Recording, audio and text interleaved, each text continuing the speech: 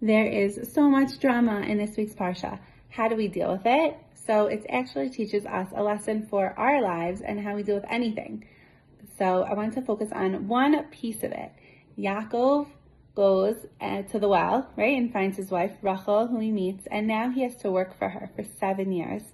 And it says, the Torah tells us that these 7 years felt like kayamim achadim. They felt like very few days. So let's just take this apart for a minute. Ke is like, yamim is like yom, day, like the days, and achadim. What's this word achadim? It comes from the root of echad, one.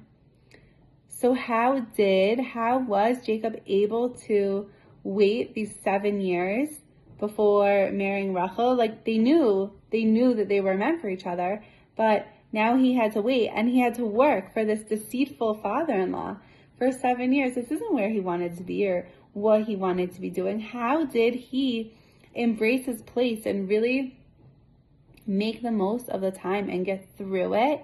So in this way, Keyamim Achadim. Every day, they say that it felt like it went very quick because he was working for something that he really wanted and cared about. But also, quoting Rabbi Ephraim Goldberg, this idea of 1 day at a time. That really 1 day at a time, there's so much we can accomplish, right? It's hard to think and daunting to think within any situation that's troubling someone, oh, this is how it's going to be for the rest of my life, right? That's negative self-talk. That's not the way we want to even see it. But just to look at it, and anything could change on a dime, but to look at any situation, if there's something you want to get done, or there's a situation you wish you weren't in, whatever it is, 1 day at a time. And that's how we really can do and accomplish anything. So Rabbi Twersky also talks about this in addictions. How does anyone go from a serious addiction to being clean for the rest of their lives?